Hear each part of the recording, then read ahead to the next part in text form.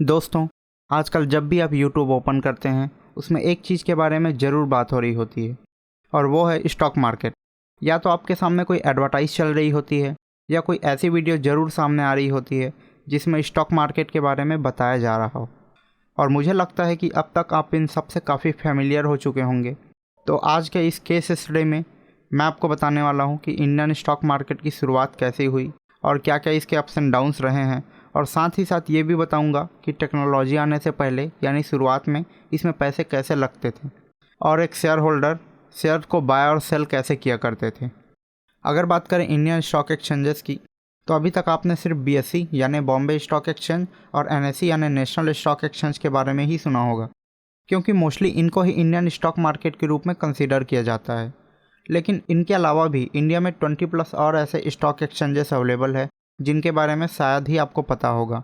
तो आज की इस वीडियो में हम भी BSE और NSE के बारे में ही बात करेंगे। तो सबसे पहले बात करते हैं BSE की शुरुआत की। तो BSE की शुरुआत 1875 में मिस्टर प्रेमचंद रायचंद के द्वारा मुंबई में किया गया। वैसे देखा जाए तो इसकी शुरुआत 1850 में 5 स्टॉक ब्रोकर्स ने एक साथ मिलकर मुंबई के टाउन हॉल के सामने एक बरगद के पेड़ के नीचे किया था, जो कि अनएसोसिएटेड था, जहां इस टाइम हार्निमन सर्कल गार्डन है। इनमें से प्रेमचंद रायचंद एक थे जो कि कॉटन के व्यापारी थे और इसकी शुरुआत कॉटन की ट्रेडिंग के लिए ही किया गया था। सबसे पहले ये 5 पर्सन ही आपस में कॉटन की ट्रेडिंग करते थे और समय के साथ ही इनके साथ और भी स्टॉक ब्रोकर्स जुड़ने लगे, जिनसे इनको अपना ट्रेडिंग प्लेस भी चेंज करना पड़ता था। और जैसे जैसे समय बीतता गया और भी ब्रोकर्स ज़्यादा मात्रा में इनसे जुड़ने लगे, जिसको देखते हुए 1875 में ऑफिशियल एक ब्रोकर्स ग्रुप की स्थापना की गई, जिसे the native shares and stock brokers association के नाम से जाना जाने लगा, जिसे अभी हम BSE यानी बॉम्बे स्टॉक एक्सचेंज के नाम से भी जानते हैं। बाद में जब इनकी बिल्डिंग बनी यानी BSE की बिल्डिंग बनी जहां से ये ट्रेड करते थे, तो उस जगह को दलाल स्ट्रीट के नाम से भी जाना जाने लगा।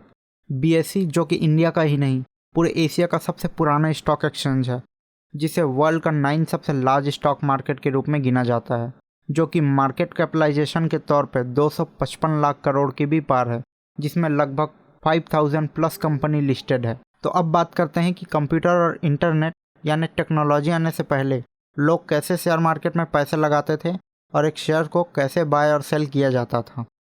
सबसे पहले आपको बता दूं कि उस टाइम में कंप्यूटर तो होता नहीं था और शेयर को बाय और सेल करना भी इतना आसान नहीं हुआ करता था जितना कि आज की टेक्नोलॉजी और इंटरनेट ने बना दिया है। जैसे आज आपको शेयर मार्केट में इन्वेस्ट करने के लिए किसी स्टॉक ब्रोकर के साथ जुड़कर अपना डीमैट अकाउंट खुलवाना पड़ता है, उस टाइम भी आपको शेयर मार्केट में इन्वेस्ट करने के लिए किसी स्टॉक ब्रोकर के साथ जुड़कर अपना अकाउंट खुलवाना पड़ता था, जो कि पूरे तरीके से पेपर्स के थ्रू हुआ करता था, जिसके वजह से टाइम भी बहुत लगता था आज के मुकाबले। और उनका जो ब्रोकरेज चार्जेस होता था वो भी आज के कंपैरेटिवली ज़्यादा लगता था। उस टाइम अगर किसी को कोई कंपनी के शेयर्स खरीदना होता था तो वो डायरेक्ट अपने स्टॉक ब्रोकर को फ़ोन कॉल के थ्रू किसी भी कंपनी के शेयर को अपने लिए खरीदने या बेचने के लिए बोलते थे।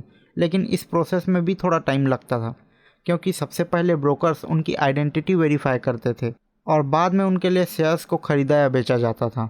और अगर किसी क्लाइंट को मार्केट की लाइव अपडेट चाहिए होती थी, उन्हें भी फ़ोन कॉल के थ्रू ही बताया जाता था और उनका अलग से चार्ज लिया जाता था। तो अभी मैंने आपको बताया कि एक क्लाइंट कैसे स्टॉक मार्केट में इन्वेस्ट करता था, लेकिन अब जानते हैं कि एक ब्रोकर कैसे अपने क्लाइंट के लिए बाय और सेल ऑर्डर लगाते थे। तो जो ब्रोकर होता था उनके अंडर बहुत से एम्प्लॉय काम करते थे, जो कि पिट में जाके कंपनी के शेयर्स को बाय और सेल करने के लिए बोली लगाते थे। पिट जिसे ट्रेडिंग फ्लोर भी बोला जाता था। तो बात करते हैं ट्रेडिंग फ्लोर की। तो इंटरनेट रेवोल्यूशन आने से पहले शेयर को बाय और सेल करने के लिए फिजिकली तौर पे स्टॉक मार्केट के बिल्डिंग में जहां पिट यानी ट्रेडिंग फ्लोर बना होता था वहां पहुंचना पड़ता था। ट्रेडिंग फ्लोर वो जगह होती थी जहां अलग अलग ब्रोकर अपने अपने क्लाइंट का ऑर्डर प्लेस करते थे, यानी स्टॉक बाय और सेल किया करते थे। तो अपने क्लाइंट का ऑर्डर मैच करने के लिए चिल्लाकर और डिफरेंट टाइप से हैंड साइंस यूज़ करते थे, जिसे ओपन आउट क्राई मेथड भी बोला जाता था, जिसे आपने scam 1992 the Harshad Mehta story में भी देखा होगा। एग्जाम्पल, जैसे अगर कोई बायर शेयर बाय करना चाहता है तो अपनी हथेलियों को अपनी बॉडी के साइड फेस करते हुए रखकर बाइंग ऑर्डर का सिग्नल देगा। इसके जस्ट अपोजिट अगर कोई पर्सन सेल करना चाहेगा तो अपनी हथेलियों को अपनी बॉडी के अपोजिट डायरेक्शन में यानी बायर्स के बॉडी के साइड सिग्नल देगा। और ये मेथड जो है काफ़ी इफ़ेक्टिव होता था। कंप्यूटर ट्रेडिंग के पहले यही मेथड यूज़ में लिया जाता था।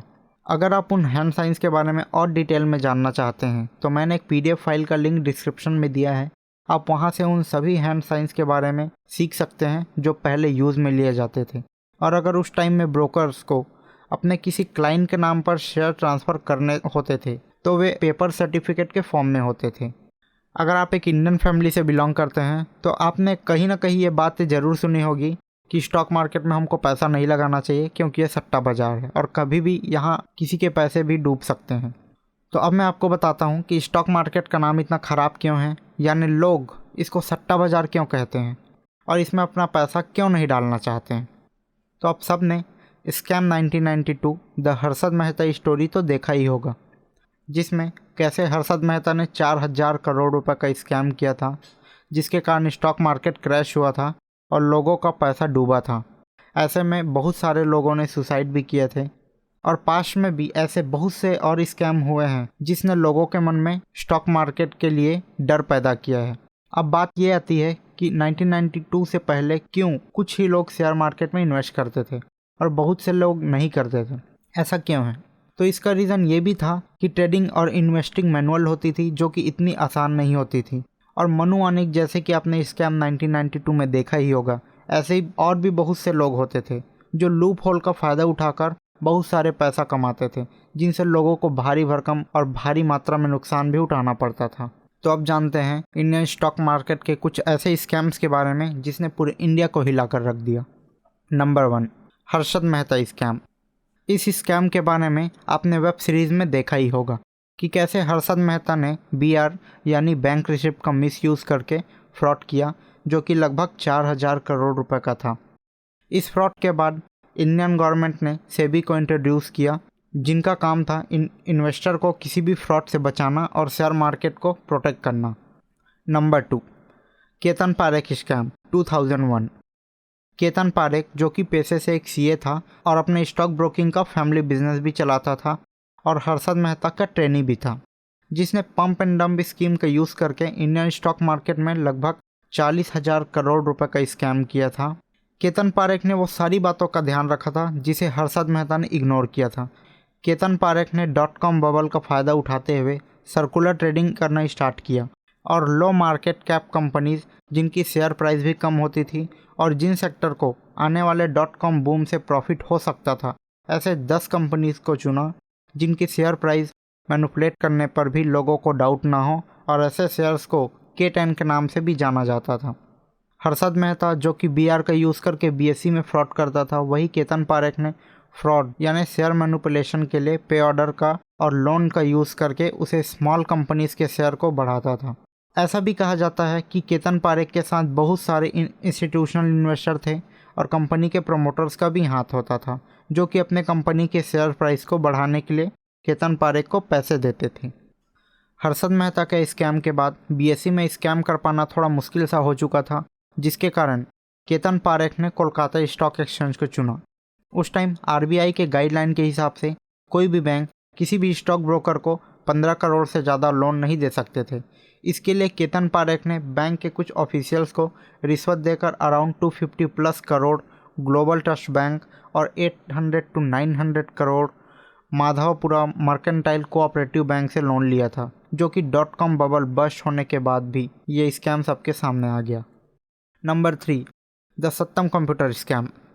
सत्यम कंप्यूटर जो कि सबसे तेज़ी से बढ़ने वाली इंडिया की IT कंपनी थी, जो हैदराबाद में प्लेस थी, जो कि मिस्टर रामलिंगा राजू के द्वारा स्टार्ट करी गई थी, जो BSE में भी लिस्टेड थी।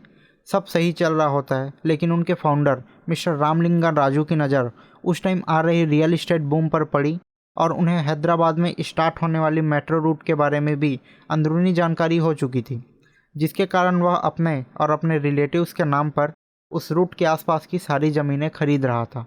लेकिन पैसों की कमी की वजह से उन्होंने अपने कंपनी सत्यम कंप्यूटर्स के फाइनेंशियल स्टेटमेंट में छेड़छाड़ करके अपनी कंपनी में ग्रोथ दिखाने लगा। एग्जाम्पल, अगर किसी कंपनी को 10 करोड़ का प्रॉफिट हुआ तो वो 100 करोड़ का प्रॉफिट दिखाने लगा, जिससे और इन्वेस्टर का ध्यान कंपनी की तरफ गया और शेयर प्राइस बढ़ने के बाद मिस्टर रामलिंगा राजू ने और बाकी प्रमोटर्स ने कंपनी में अपनी हिस्सेदारी 24% से घटाकर ओनली 2% तक कर दिया और इनसे जितने भी पैसे मिले उनसे हैदराबाद मेट्रो रूट के आसपास की सारी ज़मीनें खरीदने लगा। लेकिन जब 2008 की मंदी आई तो सत्यम कंप्यूटर का फ्रॉड धीरे से बाहर आने लगा और कुछ ही समय में इंडिया का एक और फ्रॉड निकल कर सामने आया जिसने इंडियन स्टॉक मार्केट को एक बार फिर से हिला कर रख दिया। इन्हीं सब फाइनेंशियल फ्रॉड्स को देखते हुए इंडिया में शेयर मार्केट को सट्टा बाजार भी कहा जाने लगा। लेकिन आज के समय में भी इंडियन स्टॉक मार्केट में बहुत सारी सिक्योरिटीज़ अवेलेबल होने के बाद भी हमारी टोटल पॉपुलेशन की लगभग 98% लोग स्टॉक मार्केट में इन्वेस्ट नहीं करते हैं, जो कि एक बहुत बड़ा नंबर है। लेकिन पिछले 2-3 सालों से ट्रांसपेरेंसी इन्वेस्टिंग और डिजिटली ट्रेडिंग के साथ ही इंडिया में फाइनेंशियल अवेयरनेस बढ़ रही है, जिसकी वजह से अभी लोगों में शेयर मार्केट की तरफ थोड़ा झुकाव आ रहा है। फिर भी अभी भी हमारी 10% ऑफ टोटल पॉपुलेशन को शेयर मार्केट में उतरने में काफ़ी समय लग सकता है। तो अगली वीडियो में हम बात करेंगे कि इंडिया में बीएसई होने के बाद भी एनएसई को क्यों इंट्रोड्यूस किया गया, यानी एनएसई की शुरुआत क्यों करी गई। हम उम्मीद करते हैं कि आपको इंडियन स्टॉक मार्केट की ये केस स्टडी पसंद आई होगी और अगर आपको हमारा ये वीडियो पसंद आया तो इसे लाइक करें और साथ ही ऐसे ही और वीडियोस देखने के लिए चैनल को सब्सक्राइब करें। धन्यवाद।